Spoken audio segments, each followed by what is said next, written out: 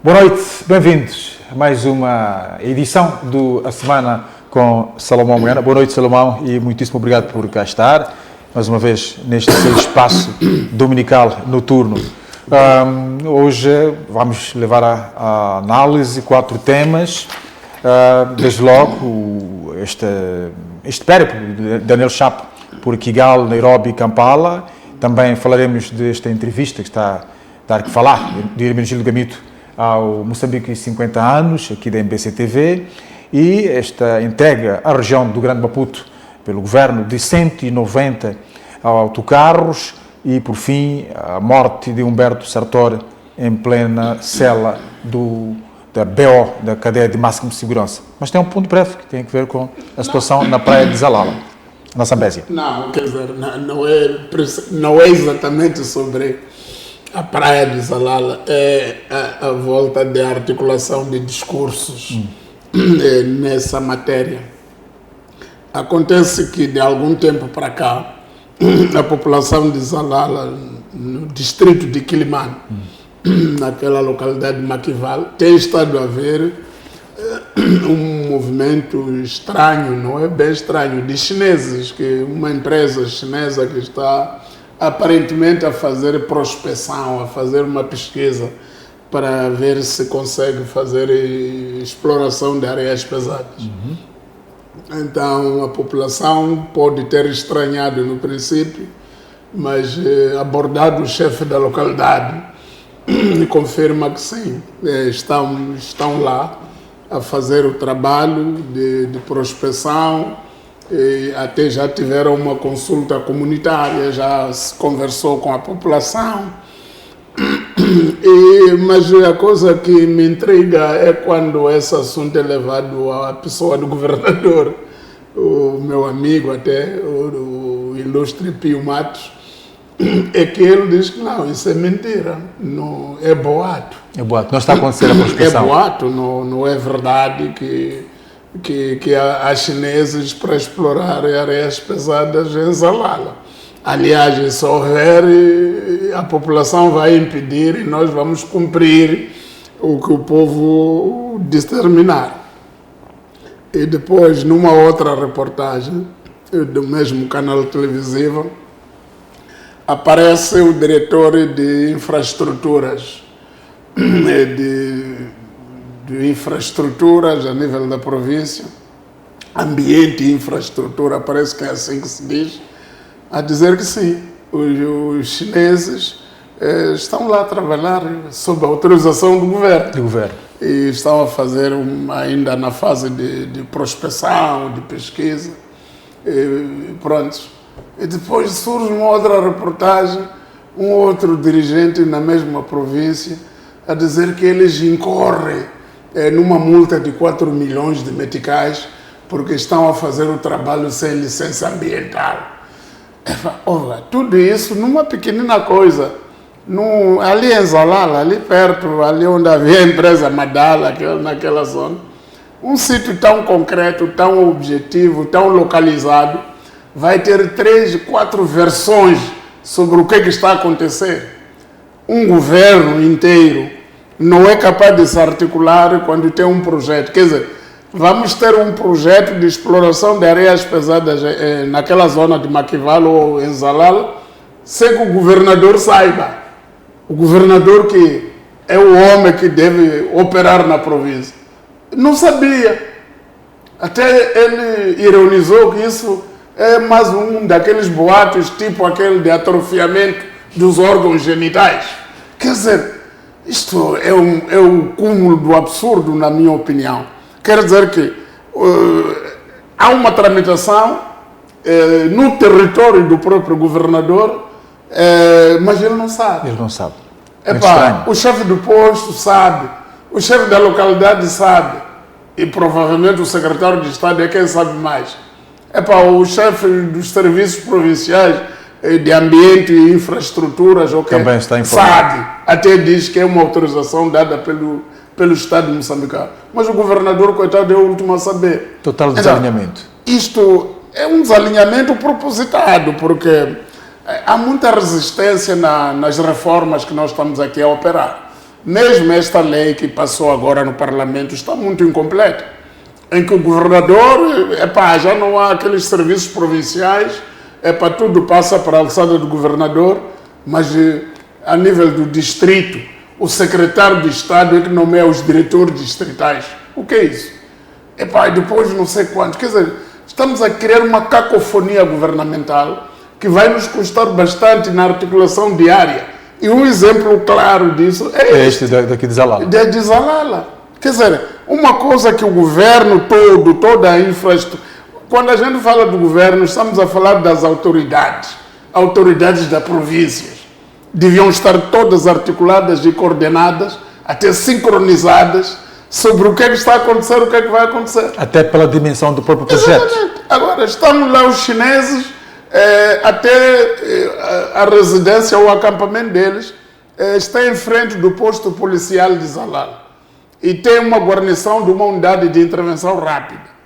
E estão, quando se movem na zona, tem uma proteção policial nossa, da República de Moçambique. E o governador não sabe. É grave, é muito grave. Quer dizer, eu acho que tem que se corrigir rapidamente este tipo de situações sob pena de um dia o governador mandar o seu exército impedir uma coisa já autorizada. Sim, porque da maneira como o governador da Zambésia falou, ele até diz que não, o povo não vai aceitar. E nós também não vamos aceitar. Se calhar o governador saiba que o secretário de Estado sabe e que depois... esta disputa... Mas o que é que estamos aqui a fazer? O que é que estamos a fazer com o país? Quando nós andamos a montar estruturas que se sobrepõem no mesmo território. E é muita contradição. Um diz isso, outro diz aquilo, outro diz que vamos aplicar uma pena, uma multa de 4 milhões de meticais. Quer dizer, você chama uma empresa, dá autorização, manda a empresa fazer prospecção, depois vem atrás, aplica-lhe uma multa. Quer dizer, como é que os chineses poderiam chegar, saber que existe uma zona chamada Zalala, se não for o governo a indicar e autorizar? E quando começam a trabalhar, você já quer aplicar a multa. Quer dizer, eles nem estão a explorar, estão a fazer a prospecção ainda. Complicado. Então era isso que eu queria lamentar. Quer dizer, é bastante lamentável a maneira como nós montamos uma teia de governação, uma teia labiríntica de governação que nos complica a nós próprios. Exatamente. Obrigado, Salomão, por este introito com este assunto aqui da Zambésia, esta dissonância em termos daquilo que é a comunicação das autoridades locais, no caso da prospecção das areias pesadas na praia de Zalala. Vamos avançar então para o primeiro tema. O Presidente da República esteve na última semana em 3 capitais da região central, do norte de África, Kigali, Nairobi e Kampala. O que tem a dizer relativamente a esta mais uma diplomacia? Não, é uma diplomacia com algum significado concreto. É fundamental esta cooperação de Moçambique com países africanos. E, sobretudo, a deslocação, em princípio, os motivos da deslocação são aqueles anunciados. Sim. Em Nairobi havia uma reunião entre a França e os países africanos. E que escolheu Nairobi para isso.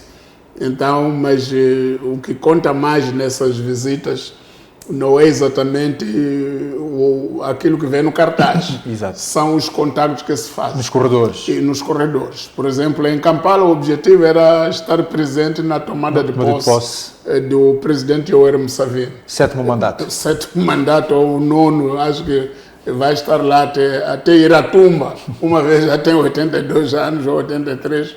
Então, acho que vai falecer ali. Está ali desde 1986 até hoje. Portanto, ele acho que decidiu ficar de vez no poder. Mas a coisa importante nessa coisa não é a longevidade de Museveni no poder. Exato. A coisa que, para mim, é importante é a questão militar, porque abordou-se a questão da cooperação militar. E Uganda tem um exército com alguma significância, um exército com alguma pujança, com alguma capacidade. Bom, não tanto como aquela que o chefe do exército do Uganda é o filho do próprio Museveni. Sim. O general, o chefe do exército, que há pouco tempo declarou que ia ajudar o Israel a eliminar o Irão em 2 tempos, porque Museveni, quer dizer, porque Uganda e Israel têm boas relações. Bom, eu não gostaria que eliminasse o Irão, mas gostaria que viesse ajudar-nos a eliminar os terroristas em Cabo Delgado, porque a situação também em Cabo Delgado está a se agudizar. Está muito crítica, está a acontecer muitas atrocidades. Então, esta cooperação militar que foi aflorada, e o próprio presidente disse que abordou abertamente a questão militar, a questão da cooperação militar, e depois dali foi para Kigali. Também em Kigali havia uma coisa chamada Fórum dos CEOs africanos, mas o objetivo do presidente acho que não era esse, de apenas falar de negócios. Acho que também tinha como objetivo tentar harmonizar a visão de Moçambique com a visão do Ruanda em relação ao conflito em Cabo Delgado. Numa altura em que o próprio Ruanda, o presidente... Exatamente, o próprio Ruanda já disse claramente que temos que encontrar maneira de se pagar. Exato. Porque a União Europeia já declarou que não vai continuar a pagar. A União Europeia, de tanto em tanto tempo, acho que de 3 em 3 meses ou de 6 em 6 meses, dava 20 milhões de dólares ao Ruanda para continuar em Moçambique. Mas, pronto, neste momento a União Europeia está a aplicar sanções ao Ruanda por causa da situação do Congo. E então já não pode continuar a apoiar. Então, Museveni, aliás, o Paulo Kagame, o presidente do Ruanda, já disse abertamente que Moçambique tem que ver onde é que procurar recursos para nós continuarmos lá. Se não tiver que pagar, não tiver com que pagar, nós vamos sair. Mas espero que não saiam, porque a nossa situação militar ainda não é das melhores e penso que tem que se encontrar uma maneira de manter esta cooperação com o Ruanda e eventualmente reforçá-la com outro tipo de apoios e também ver uma engenharia através dos próprios megaprojetos. E eu acho que 20 milhões de dólares para esses projetos que estão no Rovuma é uma migalha, não é grande coisa. Então eu penso que é preciso encontrar uma saída a tempo, porque o presidente, há uns meses atrás, dizia que isso vamos ver em maio, porque o contrato termina em maio. Maio é agora. Exato. E a União Europeia também deu uma boa notícia esta semana, que vai prolongar a sua missão em Moçambique, missão militar, até 31 de dezembro, que também terminava agora em maio, em junho. Portanto, eu penso que são boas notícias, se nós soubermos capitalizá-las, soubermos Moçambique tiver a capacidade de usar isto a seu favor. E penso que é boa coisa que o presidente tenha ido lá e também tenha falado. Exato. Claro que o presidente não pode nos dizer abertamente o que é que tratou com cada um, porque são questões até sigilosas, são questões estratégicas da organização de países. Incluindo a passagem por Nairobi também. Exatamente. Em Nairobi também teve boas conversas com o William Ruto e também teve outros chefes de Estado que estiveram lá, com os quais tiveram boas conversas. Penso que vamos ver os frutos disso nos próximos tempos. Os próximos tempos vão ditar, então, a situação na província de Cabo Delgado, que tem estado a ser assolada pelo terrorismo desde 2017. Vamos avançar para outro tema, tem que ver com esta entrevista que está a dar muito o que falar. A entrevista de Hermenegildo Gamito, antigo presidente do Conselho Constitucional, que uma passagem aqui pela MBC TV, o programa Moçambique 50 anos, disse muita coisa, fez revelações que colocaram a estremecer um pouco a estrutura do Estado. Em que sentido? As reações, muitos já contradizerem o que o Gamito disse, exatamente. E o facto também aqui de Hermenegildo Gamito ter dito que houve interferência política, e apontando o nome do antigo chefe de Estado, Filipe Nyusi. Mas aí a novidade é ser ele a dizer. Sim. Mas a interferência está clara. a interferência do poder político em Moçambique no poder judicial, vamos dizer assim, é mais que evidente. E muitos processos que estão a correr, alguns processos correm por interesse do poder político. E depois a maneira, o desfecho que eles têm também obedece mais ou menos o desejo e o roteiro do poder político. Não há independência? Não há, claramente que não há. E mesmo coisas pequenas que às vezes acontecem, não é? Por exemplo, eu repeti este exemplo que estou a usar hoje. Houve aquele tempo que se dizia que o Venâncio, quando estava fora, quando estava exilado a algures, se ele voltasse ia ficar preso. Então, houve uma conversa política num sítio qualquer, em que alguém perguntou ao presidente do Supremo: é verdade que o Venâncio voltar vai ser preso? Não há nenhum mandato. Então alguém diz: mas por que você não diz então? Sim. E 2 dias depois eu vi o presidente do Supremo a já dar uma conferência de imprensa, a dizer que não, o Venâncio não tem nenhum processo. Alguém teve que lhe espicaçar. Então, eu penso que há muita articulação política que às vezes não é necessária. A maneira como a arquitetura jurídico-política está montada, o nosso sistema está montado, favorece muito as interferências. Agora, a coisa nova é o Gamito, não é? Porque o Gamito é um dirigente da Frelimo, acima de tudo, não é? E ele não admitiu a interferência de um outro quadro da Frelimo, ainda que superior hierárquico dele, superior em termos das funções que tem no país, porque era o mais alto magistrado da nação.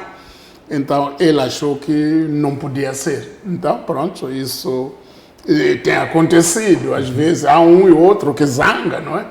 E há um que diz que eu não admito isso, eu vou-me embora, eu não sei quanto. E ele renunciou. Ele renunciou, exato. Então, quando lhe perguntamos na altura por que renunciou, eu disse: não, é porque já tenho idade para descansar. Afinal, não foi por isso. Então, claro que nem podia dizer tudo, não é? Mas fica claro. E depois eu fico muito preocupado quando vejo as reações, não é? Sim. Porque as reações estão no sentido de atacar o Gamito. E, por tempo, vi uma do meu amigo também, o Egídio Vaz, a dizer que não, o Gamito também foi responsável pela falência da Mabor. Até pode ter sido, mas isso não vem ao caso, não é? Não é. Também ele não disse que a falência foi determinada por outros, não? É a conjuntura do tempo, não é só a Mabor que foi a falência. E o Gamito não estava a gerir todas as empresas de Moçambique. Foi praticamente toda a indústria. Exatamente, mas a indústria toda ela foi abaixo, por causa da conjuntura, situação do país, guerra, falta de investimento nas próprias empresas, problema de recursos que o país não tinha para aguentar, essas coisas todas. Naquele tempo que o presidente Gamito estava na Mabor, como diretor-geral, como PCA. Sim.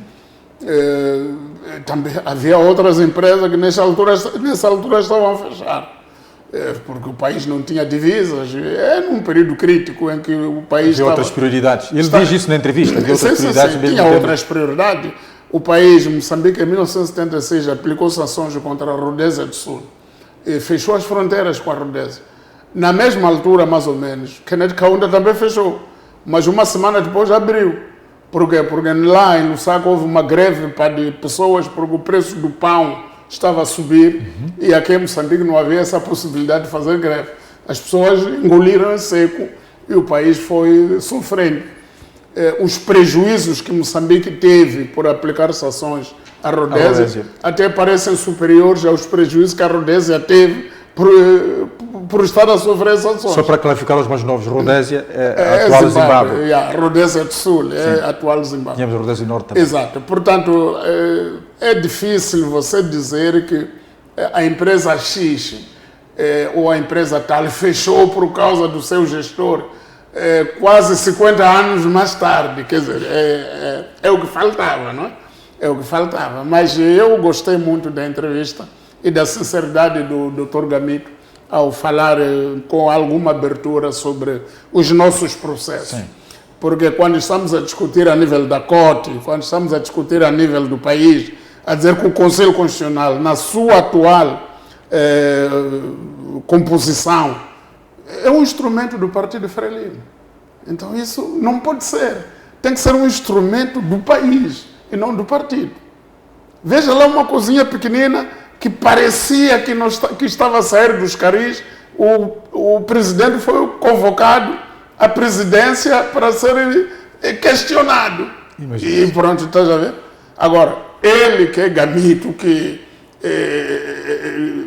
é amigo de todos, trabalhou com os guebusas, na clandestinidade, na luta, não sei quantos, é capaz de tomar aquela posição.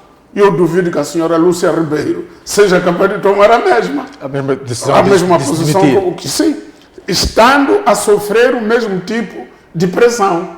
E eu duvido que ela seja capaz. Por quê? Porque ela cresceu nas fileiras do partido. É militante do partido, da OMM, dessas organizações. Portanto, é muito frágil. Ela está numa situação de muita fragilidade. Eu duvido que ela seja capaz de se erguer e dizer, não, eu não admito.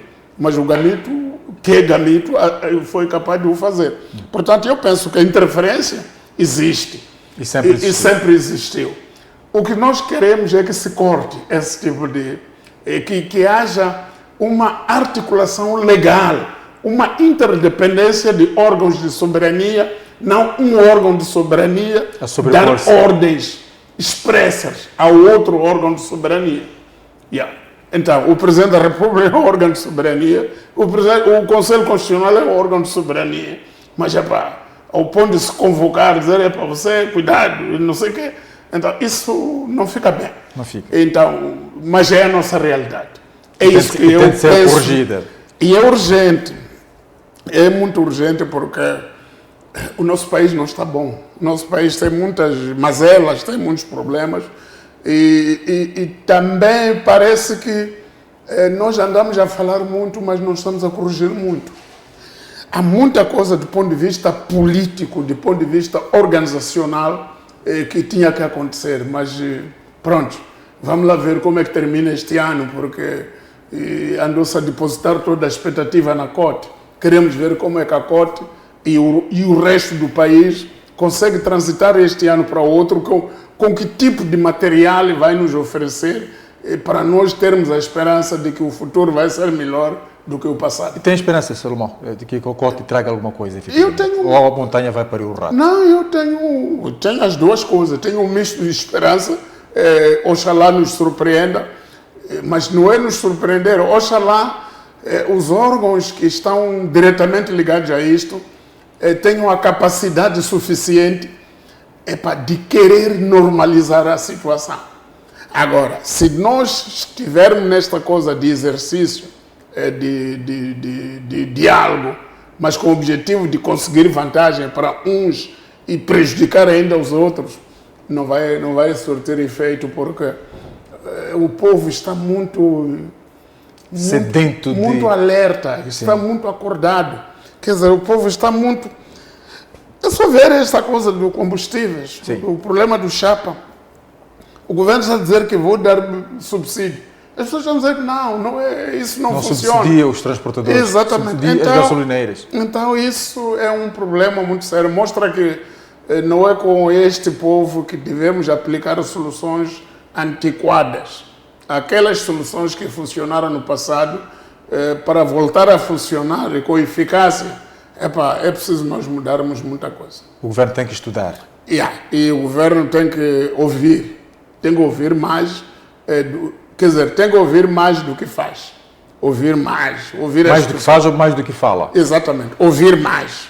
Não se colocar na posição de que, uma vez que é governo, sabe tudo. Eu quero, posso e mando. Exato, não pode ser. Tem que haver mais humildade, mais aprendizagem e tentar incluir muitas pessoas. esses velhotes, esses gamitos, têm muita coisa boa a dizer, tem muito contributo a dar. A antiguidade é um posto. Exatamente, tem muito contributo a dar. E eu acho que tem que se encontrar uma maneira de beber da experiência deles. Alguns já estão no Conselho de Estado. Bom, ali não é sítio próprio para discutir esses assuntos. O Conselho de Estado é um órgão privativo do chefe do Estado para ouvir aquilo que ele quiser. Mas o país é mais do que o Conselho de Estado. É preciso abertura, é preciso mais diálogo. Há velhotes aqui que sabem. O Dr. Gamito é uma das pessoas, o Dr. Teodato, sempre eu referi, foi meu ministro de Informação. Foi muito polêmico como ministro de Informação, mas pronto. Mas eu sempre admirei a ele desde há muito tempo. Desde antes de ser ministro da Informação, quando era ministro da Justiça, quando em 1979 aqui, na introdução da lei de chicotada, ele dizia uma coisa muito interessante, que os bandidos estão a fazer o seu trabalho. Agora compete a nós fazermos o nosso trabalho. Se nós estamos aqui a queixar-nos, a situação está grave, quer dizer que nós não estamos a fazer corretamente o nosso trabalho. E falando dos mais velhos, o Salomão é o decano do jornalismo e é importante que se diga. Há uma mensagem que passou aqui há uns meses, no ano passado, falava da necessidade de termos um inspetor-geral do Estado. Sim. Já temos esta figura, vem aí, bom, já foi aprovada. Já temos a lei, ainda não temos um inspetor. Mas isto partiu daqui, foi um comentário, uma opinião sua, que saiu daqui. Sim. Isto mostra que também é ouvido, pelo menos. Não, eu penso que o governo já tinha isto em mente, mas é urgente termos um inspetor do Estado. Agora, o grande problema é qual é o perfil da pessoa. Na época dizia que o Pacheco encaixava-se para isso. Não, eu nunca cheguei lá. Mas pronto, o Pacheco é um... Quando foi nomeado para diretor-geral do CIS, se calhar se encaixasse melhor. Bom, não sei, eu não gosto muito. As pessoas que eu queria, que eu pensava, era um velhote tipo Oscar Monteiro, assim. Um velhote que não tem nenhum interesse material nas coisas, não quer ganhar nada. Quer organizar as coisas. Uma pessoa que tem muitos conhecimentos é capaz de organizar os processos, nem que não seja por muito tempo, nem que seja por 7 meses, 8 meses, 10 meses. Uma pessoa do estilo do Oscar... Para dar o start. Organizar as coisas e criar a máquina, organizar a máquina e até fazer referência de pessoas mais novas que ele que podem continuar. E indicar quem são as pessoas que podem continuar.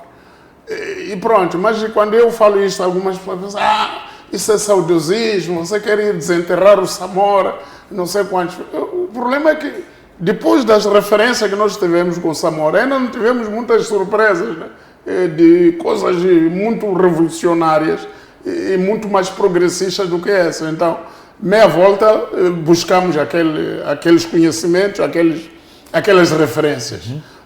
Mas isso sem prejuízo de surgir outras pessoas. Porque há outras pessoas no país, o país tem muita gente que surgiu depois disso, nova geração. Então, a única coisa é que temos que ter um perfil de integridade que nos assegura que as coisas estão em boas mãos. Muito obrigado. E pronto, a Inspeção Geral do Estado é uma grande necessidade. Muito bem. E penso que brevemente há de haver. Exato. Agora, o meu único problema é ver quem é que vai ser indicado Inspetor-Geral do Estado. Porque primeiro tem que ser uma pessoa que tem um conhecimento profundo sobre a organização do Estado. E depois conhecer os processos. Não é que este já foi ministro, então dá, este já foi não sei de quem, então dá. Não é bem assim. É preciso ver o perfil organizativo e o perfil organizacional que ele possa imprimir nas instituições. Muitíssimo obrigado, Salomão. Vamos então avançar para o segundo tema, que tem a ver com a entrega pelo Governo, na última semana, de 190 autocarros movidos a gás. Autocarros entregues à região do Grande Maputo. Ainda assim, o problema persiste.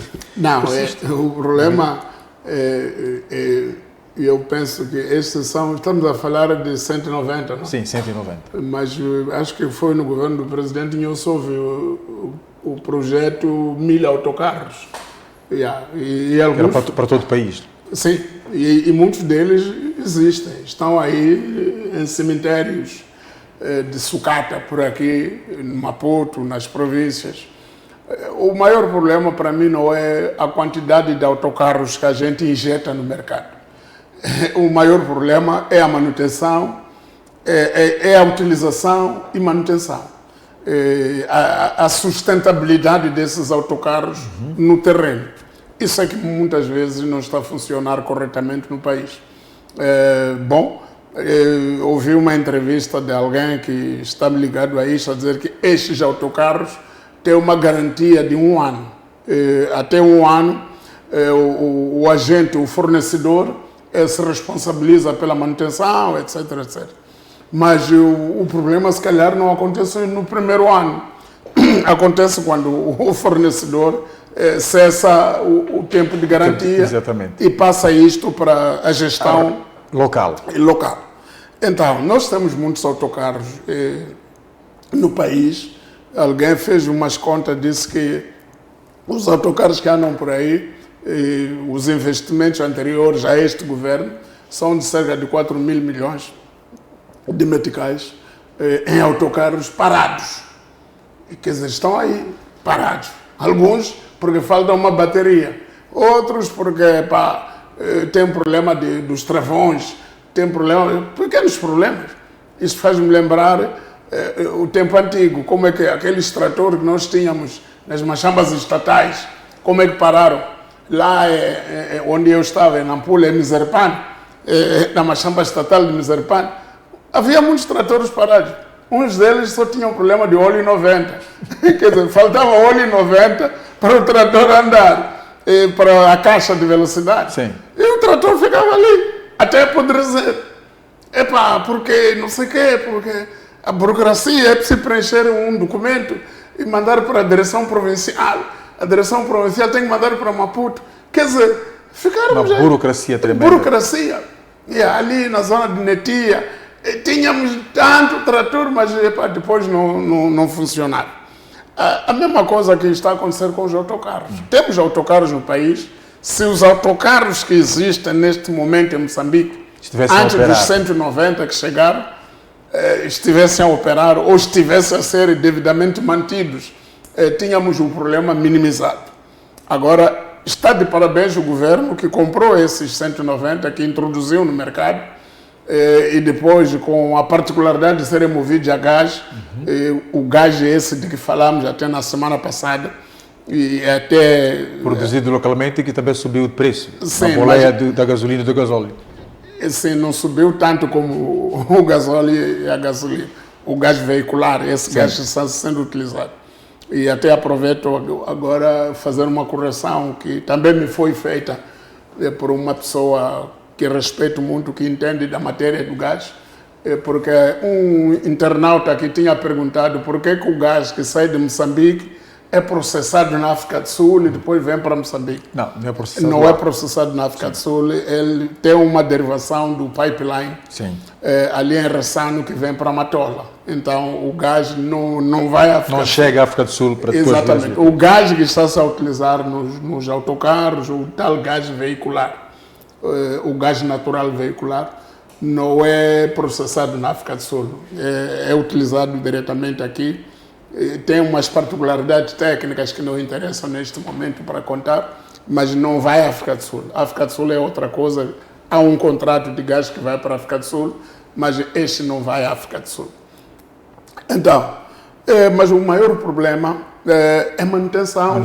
E utilização. Exato. E já há relato de algumas viaturas que pararam no meio do percurso. Sim, eu vi algumas aí que pararam na zona de Marraquém, por problema de disco de embreagem. Também é preciso saber, quando estamos a falar de utilização, também estamos a falar de motoristas. Sim.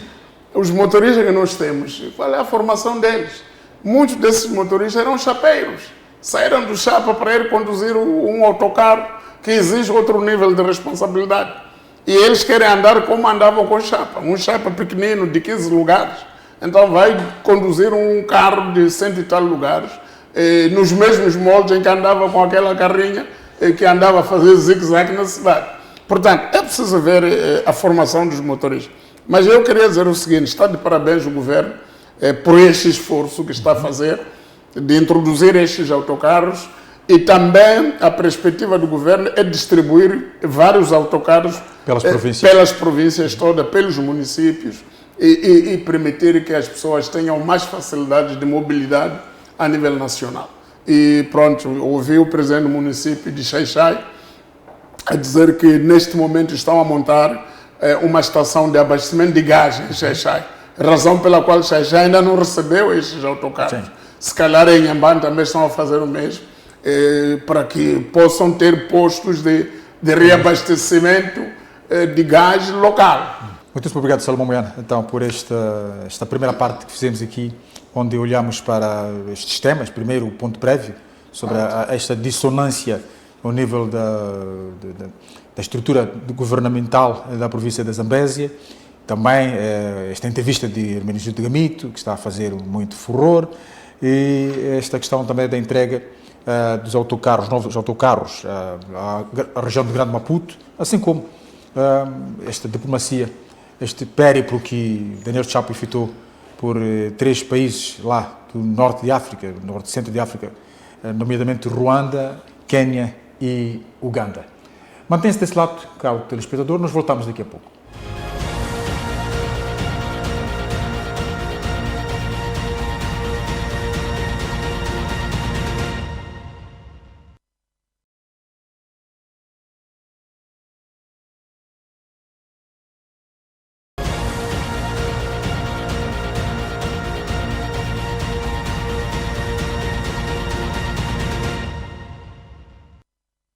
Boa noite, bem-vindo de volta aqui à Semana com Salomão Moiana. Vamos dar seguimento então a esta edição, olhando para o quarto tema. Mais uma morte a acontecer nas celas da cadeia de máxima segurança, a BO.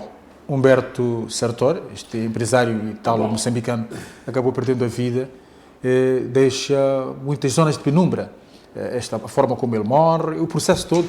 Como é que vai terminar isto? Eu penso que a maior penumbra é desde que ele foi preso, não é?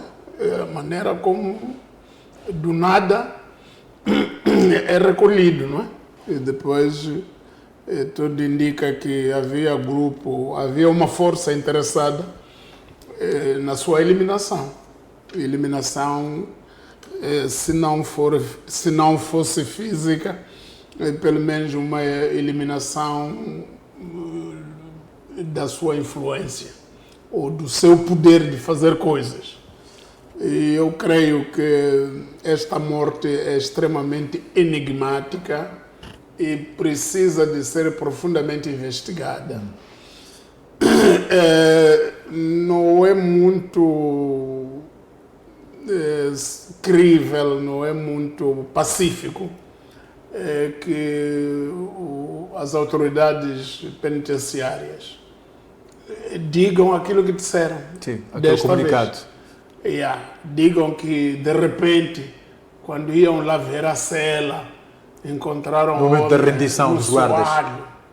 A mesma coisa que disseram há um ano atrás sobre o Nini. Sim. E eu penso que não pode ser assim. Eu penso que há qualquer coisa que tem que ser explicado. Não é assim que se resolve os problemas de um país. E, sobretudo, não é assim que se eliminam os arquivos. Não é assim que se deve proceder num estabelecimento estatal, num estabelecimento do Estado. Lembra cenas de filmes? Exato. Isto é morte pelo Estado. Isto é, vamos dizer que o Sartori foi morto pelo sistema que ele ajudou a construir.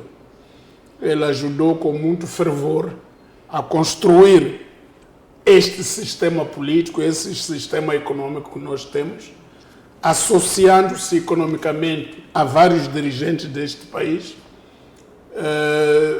Se calhar, de lá para frente, alguns desses dirigentes sentiam-se incomodados com a continuação da sua vida e com a continuação de outras influências que ele foi desenvolvendo. Até que surgiram as coisas que surgiram. Depois, é muito interessante porque as nossas autoridades também judiciárias pronunciam-se muito pouco sobre alguns fenómenos, alguns esclarecimentos que se impõem a fazer. Quer dizer, não basta dizer que o NAEN foi constituído arguido, estamos aqui a trabalhar e ficar por aí. Prender para investigar. Está indiciado de branqueamento de capitais, de tráfico de que, e depois não há mais nada, não há mais desenvolvimento. As linhas de investigação... Não há nada, não se diz mais nada. De repente você morre no meio disso tudo. E depois, quando morre, surgem aquelas informações. É capaz de se perder muita pista com a morte dele, como se ele fosse a pista. E eu penso que estamos aqui a tentar encenar um filme, se calhar mal ensaiado, se calhar mal projetado, porque não é muito crível. Primeiro, a forma como se fez a detenção dele. Quer dizer, quando você vai deter uma pessoa de mais de 70 anos de idade, já por si fisicamente debilitado, e você vai com aquela musculatura toda, com aquele aparato, e depois algema a pessoa, como se essa pessoa tivesse capacidade de fugir. E depois faz um espetáculo com a imprensa, mete o homem nos carros celulares, leva para a BO, ainda filma o homem lá na BO. Eu acho que é uma morte que foi premeditada. A questão dos direitos humanos é chamada. Eu penso que esta morte pode ter muitas explicações, pode ter várias explicações, mas as circunstâncias em que ele foi detido, a humilhação pública que ele sofreu, tudo isso pode contribuir grandemente para ele achar que é melhor morrer do que continuar vivo. Até porque houve indicação de que ele entrou em greve de fome nos primeiros dias. Também, não se sabe se teria continuado com esta greve de fome. E depois uma coisa estranha, quando ele entra na greve de fome. Ele entra em greve de fome, não há nenhum pronunciamento oficial, nem dos seus advogados, a explicar se ele está a estranhar a comida, está a ter medo de ser envenenado ao consumir a comida da prisão e aceita, se calhar, a alimentação da casa, ou qualquer pronunciamento que indicasse. E depois, ele absteve-se de comer por quanto tempo? Sim, esta é a grande questão. Então não há mais nada. Quer dizer, é como se estivesse preso um anônimo qualquer, um assaltante, a mão armada, um bandido qualquer da rua. O que não é verdade no caso do Humberto. Humberto, conforme eu disse da outra vez, eu repito, é o elemento do sistema político. Este sistema Frelimo tem o Humberto como um dos pilares na sua Constituição. As forças de defesa e segurança baseavam-se na casa do Humberto, aí no Caaquanga, para organizar e realizar diversas operações. A elite política daqui do país, é só ver como é que aquela zona toda acabou ficando com Humberto. Aquilo era parque de campismo. Sim, aquilo ali pertencia ao Estado. Como é que de repente, e lá atrás do Caaquanga, tinha um condomínio do Ministério da Educação? Procura lá saber se ainda é do Ministério da Educação aquele condomínio. E como é que passou do Ministério da Educação para mãos privadas? E quem são os privados que ficaram com aquilo? E como é que foi? Porque o Humberto é que está no meio disso tudo.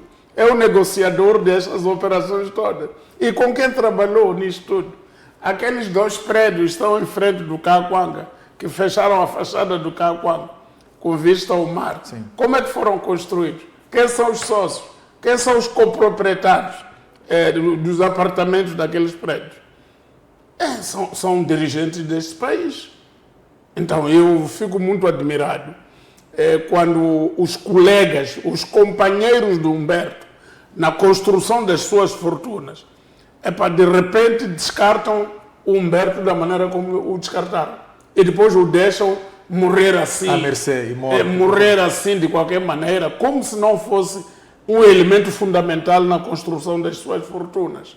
Eu penso que Deus não vai gostar desta indiferença, desta atitude, deste viracasaquismo, em que você está com uma pessoa, todos os dias estão lá juntos, a planificar fazer coisas, de repente você se afasta aparentemente e a pessoa fica na desgraça, ninguém o conhece, fica totalmente descartado. Portanto, eu penso que é prematuro saber as causas da morte e depois é exigível publicamente que as autoridades, o governo, as autoridades da Justiça, o Serviço Nacional de exatamente, façam autópsia para determinar as causas da morte. Quer dizer, façam uma investigação médico-legal para se saber as causas da morte. E também lembrar que ainda não temos conhecimento do que diz a autópsia do Nini, morto mais ou menos nas mesmas circunstâncias. E o Nini também não era uma pessoa qualquer. Era uma pessoa com muitas ramificações, com muitos interesses espalhados pelo país e com muitas propriedades a nível nacional. E também com muitas alianças políticas até. Lembra-se, eu já publiquei o Nini na capa do jornal Zambeze, num desses anos. Mas Nini a ser recebido na presidência da República. Não é um Nini qualquer. Portanto, e a morte dele também ficou assim. Morreu uma pessoa qualquer. Quer dizer, morreu de causas naturais, dentro da cadeia. A informação é que teve convulsões e depois ainda tinha sequelas da Covid. Isso é o aparente. É o aparente, mas o que é que diz a autópsia? A autópsia tem que dizer. A autópsia não vai dizer que morreu de convulsões. As convulsões tem alguma causa. Não, as convulsões são a consequência de alguma coisa que ele ou ingeriu ou lhe aconteceu. Então, o que é exatamente? Ninguém sabe dizer. Eu penso que é urgente e é necessário que isso seja obrigatório, que uma pessoa morrendo nas circunstâncias em que morre, tanto Humberto como o Nini, tenha uma autópsia publicamente conhecida, exatamente para dissipar essas dúvidas, essas zonas de penumbra, porque as pessoas estão a pensar que o Estado, isto é, o grupo de pessoas que já não queriam ver o Humberto porque temiam que ele se calasse, tivesse outro tipo de conexões capaz de acabar por queimar a eles, e queriam que ele desaparecesse e desaparece desta maneira. E depois não se investiga. Então eu penso que... E a questão das comissões de inquérito, no caso das mortes na BO, das manifestações, ainda não se conhece os resultados? Não, é que nós estamos a construir um Estado que, de propósito, nós estamos a fazer com que o Estado seja falhado, mas com a nossa própria atitude. Qualquer coisa temos uma comissão de inquérito, mas depois não sabemos o que é que acontece. Por exemplo, vi esta semana, há mais de 8 meses que se disse que o governo descobriu, não sei se são quantos mil funcionários fantasmas. E até agora está-se a investigar de onde é que vieram os fantasmas, e qual é a sua localização, e tudo isso. Quer dizer, e o ministro diz que não é possível agora apresentar nomes, não faz bem, não fica bem. Não fica bem porque nunca vai apresentar, é porque ele não os tem. Então, todas as nossas comissões de inquérito terminam assim. É um problema sistémico. Exatamente. É um sistema podre por dentro e que, pronto, vamos vivendo das consequências disso, vamos vivendo dos estilhaços de um sistema que está-se a deteriorar por dentro. E o caso do Humberto é paradigmático e eu penso que tem que haver um esclarecimento. Não podemos ficar assim. O Estado pode ser responsabilizado também. Estas mortes, que você vai para a cadeia para ir aprender uma lição. O objetivo da cadeia não é matar pessoas. Exatamente. E se o Humberto estivesse doente, a cadeia tinha a responsabilidade de o ter mandado para o hospital. Sim. Morria no hospital, embora estivesse sob detenção. Mas não é na cadeia onde se deve morrer. E quando se morre naquelas circunstâncias em que o Humberto foi encontrado, E também o Nini foi encontrado de manhã, todos morrem de manhã. Quer dizer que ninguém se apercebe de nada até a hora em que a guarda está-se a render. É para estar a sair um turno, para entrar outro turno, e um novo turno é que descobre. Eu penso que essa é uma história mal contada. Sim, mas sobre a questão da responsabilização. O Estado é responsabilizável. O Estado é responsável. O Estado é responsável e deve ser não só responsabilizado, como deve ser obrigado a publicar o relatório da autópsia da morte, dessas mortes. E também não é que a autópsia resolve o problema, mas pelo menos esclarece. Ficamos a saber que não foi propositadamente morto, se não tiver sido. Portanto, é preciso que haja qualquer coisa e não se deixe isso assim. Muito bem. Mas a mancha está por aí. Quer dizer, eu já vi muitas coisas neste país acontecer, até já vi pessoas que eram grandes, por exemplo, o presidente Guebuza era o filho mais querido da pátria. No dia em que eu vi o presidente Guebuza na BO a ser interrogado por crianças ou por miúdos que quando ele começou a governar, sequer eram nascidos. Nem eram nascidos. E eu fiquei, detei lágrimas. Disse, mas é possível isso? Quer dizer, como é que a história anda nesta? E depois, quando eu vi o presidente Guebuza, que ajudou a construir o Estado moçambicano, a ser confrontado com uma procuradoria que ele já diz que essa procuradoria é tendenciosa. Eu disse, mas estás a ver como é que as coisas funcionam? Então, nós temos um mau hábito neste país de manipular as instituições públicas, manipular o Estado para servir interesses de grupos. E neste caso do Humberto, eu continuo a pensar que é um grupo que esteve interessado em que o Humberto desaparecesse. Se não desaparecer fisicamente, pelo menos desaparecesse a sua influência, em definitivo, nos meandros políticos e econômicos deste país. Depois inventa-se história, é porque a DEA lá dos Estados Unidos interrogou alguém que depois deu 29 nomes, não sei quantos. Eu acho que todas as hipóteses vão ser lançadas e todas as invenções hão de ser espalhadas exatamente para nos colocar a procurar mesmo em cima das árvores a razão da morte de um cidadão como aquele. Mas não é bom e é muito triste para nós. É muito triste país. E é uma grande vergonha para um país que se quer civilizado, um país que se quer organizado e bem estruturado. Não podemos trabalhar assim. Muito bem. Muito bem. Vamos então. Obrigado, Salomão, por este tema, que foi, na verdade, o quarto e último tema deste programa. Vamos transitar para a janela, para a rubrica Salomão Responde. Voltamos já a seguir.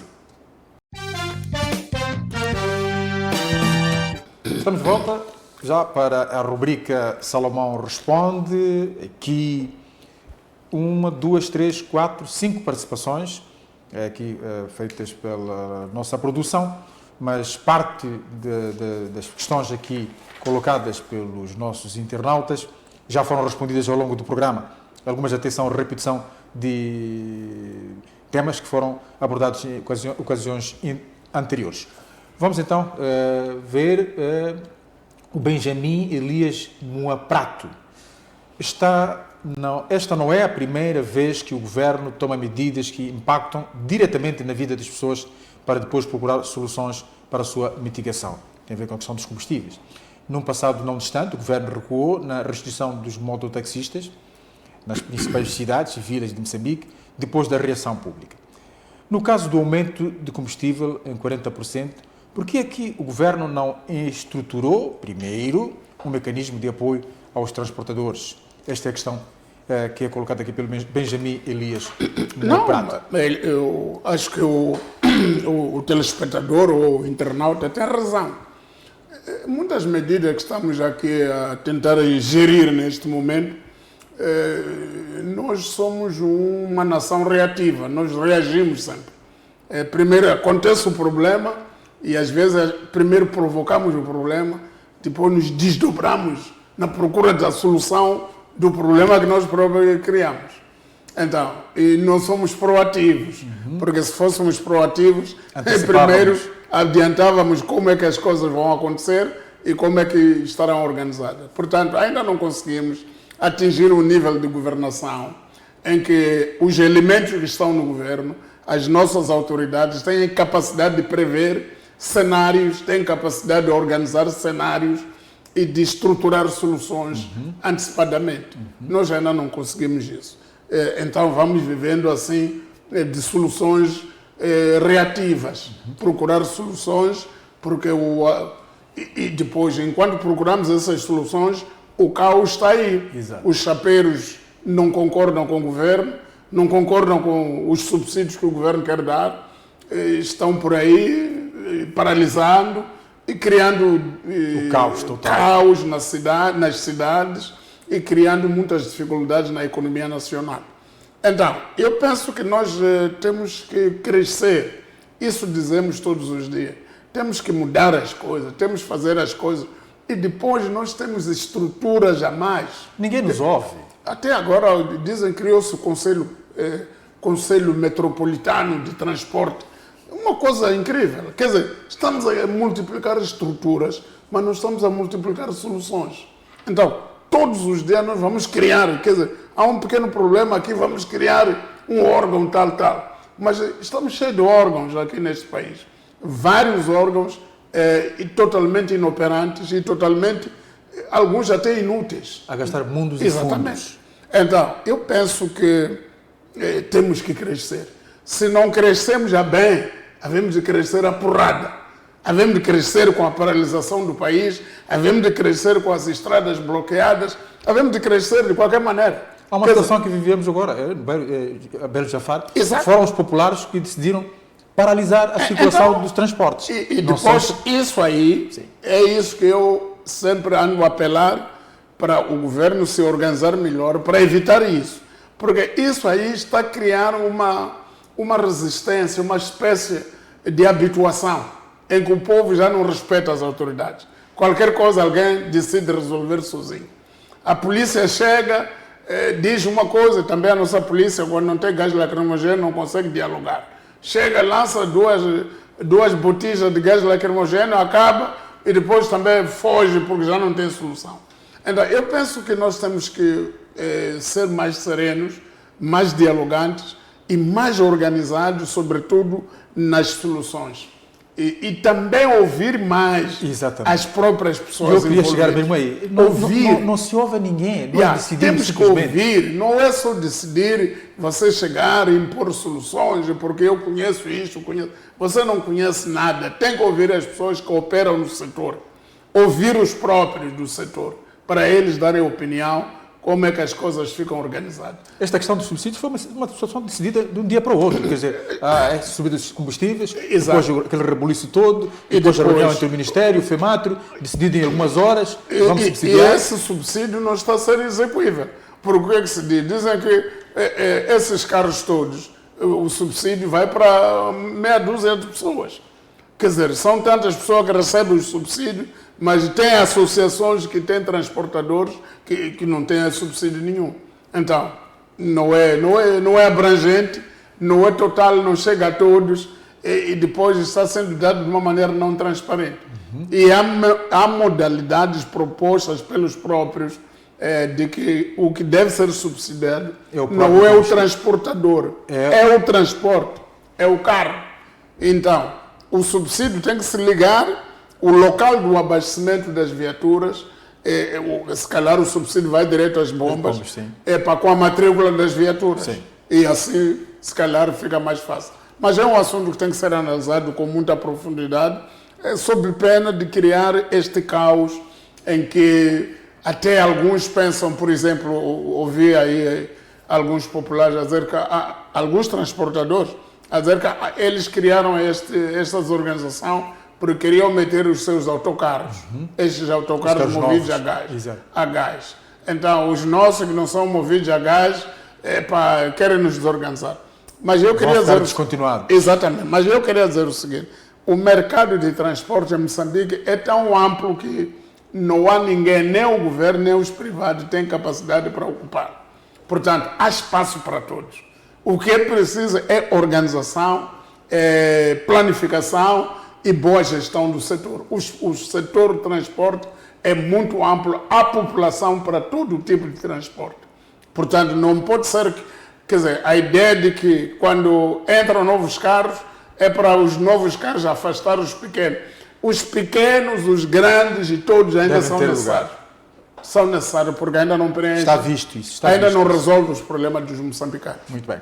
Vamos então ver aqui também mais uma questão colocada pelo Gabriel Fernando. Saudações a todos, em especial ao Dr. Salomão. Está claro que o país está em maus lençóis, quer a nível económico, quer na educação e em quase tudo, incluindo a agricultura. O que falta para o governo explorar as potencialidades agrícolas que o país tem? Bom, não é só o governo que tem de explorar. Todos nós temos de explorar as potencialidades agrícolas que o país tem. Fazendo canteiro, já houve aí uma dica de removermos os pavês para fazer hortas em casa. Não é preciso remover os pavês. O país tem 36 milhões de hectares de terra arável. Portanto, não, pode continuar com pavê e ainda não acabar mesmo assim a terra que nós temos. Mas o que é necessário é haver organização para as pessoas trabalhar. E já dizíamos na semana passada que neste país não há organização para as pessoas produzir. As estruturas que nós temos, tanto na área da agricultura como em outras áreas, não estão vocacionadas para produzir. E não há vocação para a produção. Nós estamos a orientar pessoas corretamente para a produção. Entrou um novo ministro que parece ter muita vontade todos os dias. Eu penso que o problema da agricultura de Moçambique não se resolve a nível de ministro. Resolve-se a nível de uma política do Estado. A política do Estado na área da agricultura não está clara. O Estado moçambicano em si ainda não sabe bem o que quer na área da agricultura. A Constituição define a agricultura como base para o desenvolvimento e a indústria como fator dinamizador. Mas nós, os executantes dessas normas todas, ainda não sabemos interpretar o que diz a Constituição. Portanto, na área da agricultura, tirando os primeiros anos da independência, em que havia distinção, havia socialização da agricultura, não é? Socialização da produção e tal, aquela ideia socialista. Depois disso, não houve nada, porque naquele momento, sendo o Estado o grande produtor, o grande organizador, tinha aí projeção, têxtil de lioma, quer dizer, grandes extensões de agricultura para a produção de algodão, produção disso, mas isso tudo já não existe. Não existe política do Estado com clareza para a área da agricultura. O que existem são programas episódicos. Muitos programas que ficam descontinuados a cada exatamente, programas quinquenais. Sim. E também os tais programas quinquenais executados de uma maneira não explicitamente compreensível por parte de todos os atores. E, portanto, eu penso que ainda temos muito que fazer. Por exemplo, a gente compra tomate da África do Sul e não sei quantos, não é por causa de um ministro da Agricultura na África do Sul que organiza aquilo, é por causa da política do Estado sul-africano que incentiva aquele tipo de produção, que organiza a terra para que as pessoas produzam e dá incentivos concretos para a produção. Terra infraestruturada para a agricultura. Exatamente, organizado, e as pessoas recebem determinados incentivos para se orientar na produção. Se você é agricultor, é agricultor. Se você é outra coisa, mas fazer bem, as pessoas fazem bem. E há linhas de financiamento. Exato, tem outras linhas de financiamento, outras facilidades, outras oportunidades que também aqui podem aparecer. O grande problema é que nós não estamos estruturados para produzir. Nem dá para copiar sequer. Aqui ao lado. Não, já devíamos ser copiados. Nós nascemos aqui. A África do Sul não existe agora, já está aí desde há muitos anos. E a África do Sul teve aquele período longo do apartheid que nós não podíamos ir assim passear, não é? Só podíamos ir como mineiros. Mas a partir de 1990, a África do Sul está aí. está disponível. Fazemos o rancho lá. Os nossos dirigentes visitam a África do Sul para troca de experiências e nós próprios vamos sempre lá, como turistas, como pessoas que visitam, mas não é que alguns individualmente tentam trazer uma e outra ideia, mas falta uma política do Estado para o fomento da agricultura. Eu uma vez discutia com alguns dirigentes a perguntar, nós temos megaprojetos nos hidrocarbonetos, mas tem que haver um megaprojeto na produção alimentar. Megaprojeto da produção alimentar. Não temos. Não temos, mas devíamos ter. Já tivemos aí, Sim, devíamos ter. Choque. Esses países, a Ucrânia, por exemplo, está em guerra, mas mesmo assim ainda manda cereais para os países que não estão em guerra. E fertilizantes. Manda fertilizantes, quer dizer, são países que se organizaram para produzir. Então, mesmo havendo guerra, eles continuam a produzir numa escala superior a países que não estão em guerra. Então, nós temos que sair de alguma coisa. Na verdade, para isso, ser sérios. E para isso, temos que optar por alguns produtos.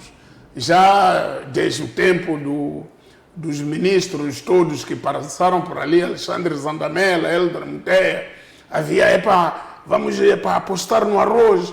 Moçambique tem que ser exportador do arroz na região, porque é o país com as melhores condições agroecológicas, aonde nunca se exportou, nem temos arroz para comer. Continuamos a importar arroz quase 50 anos depois. Então não há políticas, não há políticas.